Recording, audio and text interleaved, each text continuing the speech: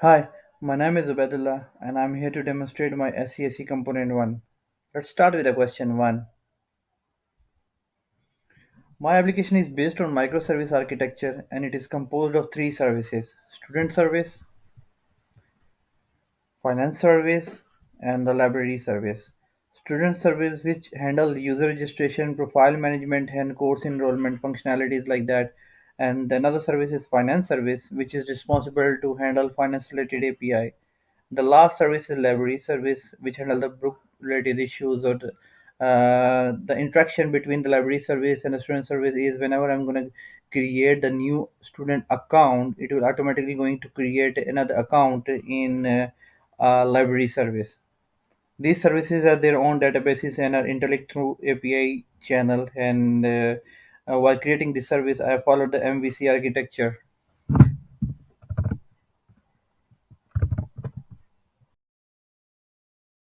Now, the question two. Okay, justification for technology choices. I have used Spring Boot as it was the requirement of module operator, and it is considered to be the good decision as Spring Boot simplifies microservices development with the embedded server and auto configuration mostly. Then MySQL is being used in the project as it is, a relational database and can be aligned well with the student and library and the finance services. And then Spring Data JPA provides an abstract over the Hibernate, reduces bipronate CRUD code. And then I use a concept called REST for the API as they are lightweight, stateless, and easy to test and document. And one good thing is the responses in JSON. For the build, I use Maven as it simplified dependency and build management.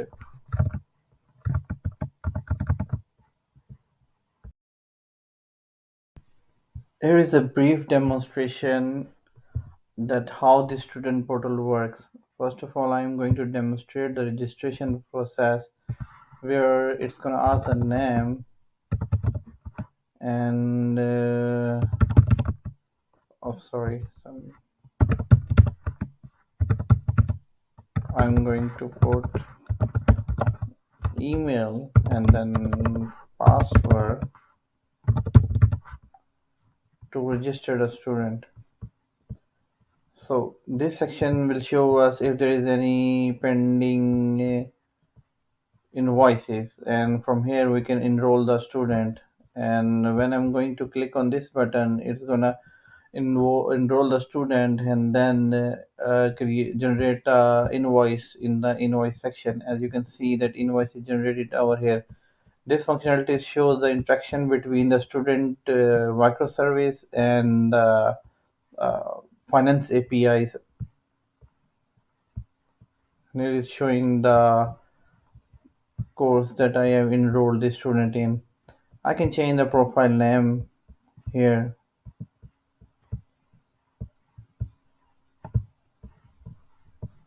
It's changed now. Student ID is created. And for the graduation, it's going to check the eligibility. The logic I used over here is the same logic with other students used. And for the graduation, we have to make clear that no pending invoices over there. And one more thing, the interaction between this student API and student microservice and the library microservice is that whenever we are going to create this student account, so it's eligible. So whenever we are going to create a student account, it's going to automatically generate another account in the library service. So I will demonstrate it in a while. So over here we can delete the profile. So basically it's performing every card of all the card operation over the student.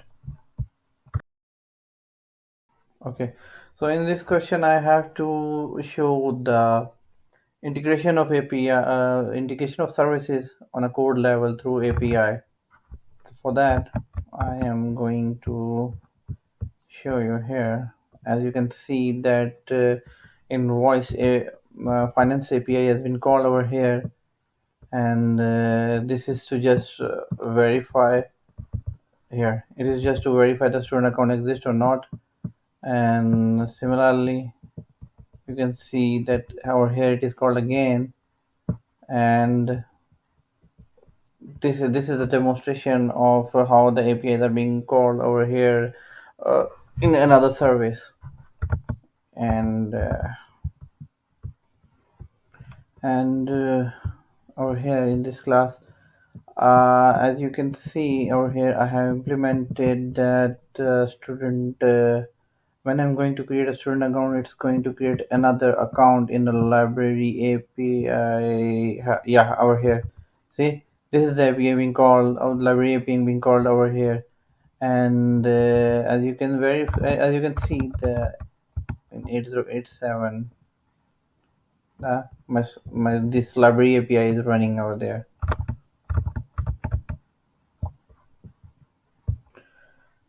I have explained how microservices are implemented in my application.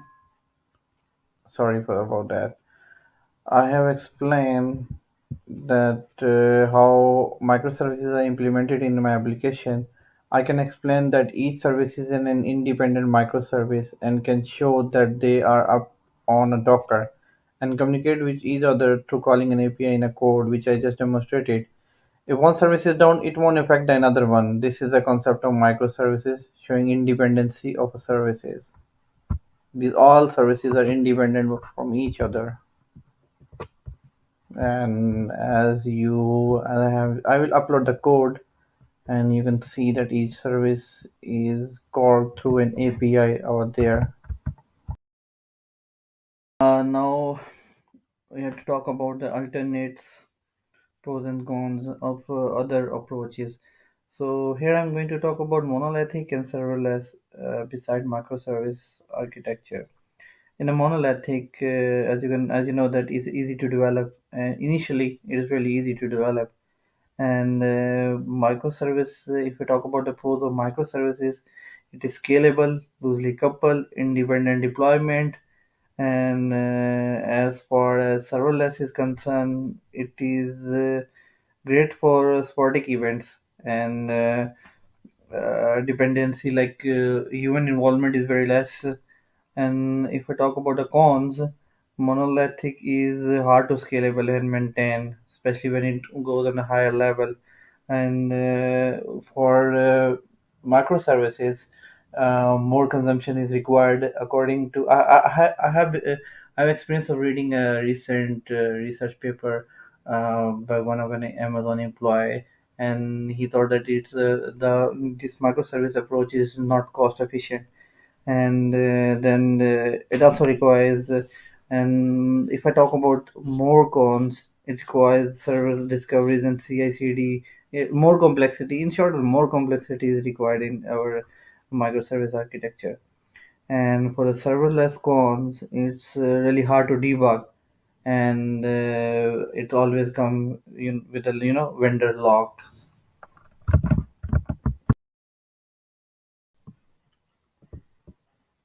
So database and ORM justification. Okay. ORM is like object relational model. What it does is it converts the database table into an object. And MySQL, I've chosen the MySQL. I will be very honest because I have a hands-on on MySQL, and before that, and if I talk about its maturity, MySQL is way more mature than other, and it is compliance with the ACID, and also has a structured schema support. And then Spring Data JPA, and which is also known as Hibernate, reduces bypass rate, and sport queries method is also one of its functionality. And then it also integrates very well with the Spring. And for the connections, for my service connection, I have I have made a connection over here in application.properties. And for the database, as it is a separate container of a MariaDB running over here. Okay, so the next question is about dependency injection. Dependency injection is a design pattern used in a software development to achieve loose coupling between the components. In my code, student repository and student service has been injected to a controller class. This can be seen as an example of dependency injection here. This can be seen as a dependency sorry. This can be seen as an example of a dependency injection. And for the dependency management example, I will say that okay.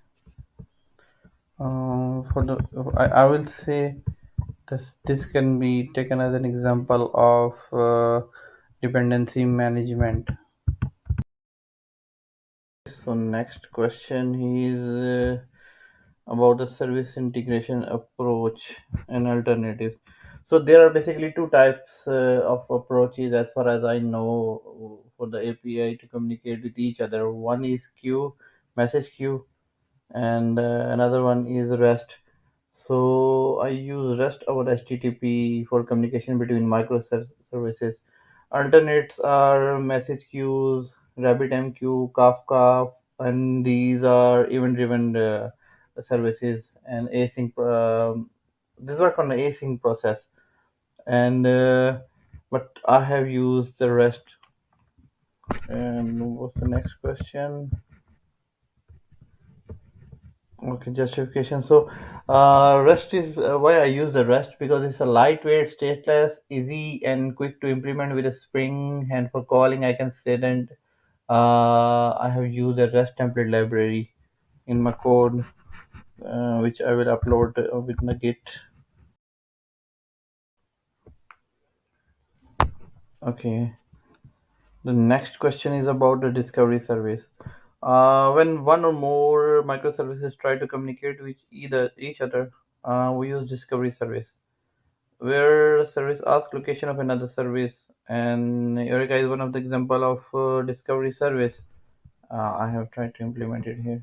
I will describe in a while. So, uh, without discovery service, microservices are tightly coupled with each other, and there are two components of Eureka service: a server and a client. Server where the service registered and discovers, and the client where microservice registered itself to use discovery. It can also be used for load balancing. I tried to integrate this Eureka in my code, but here is a file, here is a YAML file, but I wasn't able to do it completely successful. Okay, so the next question is about testing. Okay, so here it is. I tried to write a test where it is an example of perform integration test. Like it's performing an integration test with the help of Spring Boot test local server port and JUnit Jupyter. And the APIs which it is testing is like three APIs: register student, verify student, and get profile by ID. I have write these three tests: one, two, three. And as far as unit test is concerned, I didn't set up JMeter. Okay, so let's talk about the last question. Limitations. Yeah, logging is not implemented. Just a basic error handling is implemented in this project. Request timeout handling is not enabled. Cache is not implemented, and updated Java libraries are not implemented. So these are the limitations. But if I talk about the summary, this is system is modular. You can say that this module is like microservice based student portal built using Spring Boot, and it supports student registration, enrollment, graduation eligibility check with the integration of financial library service. It showcase RESTful communication. I tried to implement service discovery and I configure servers and demonstrate a complete yet minimal architecture. So that's it. That's it for this module.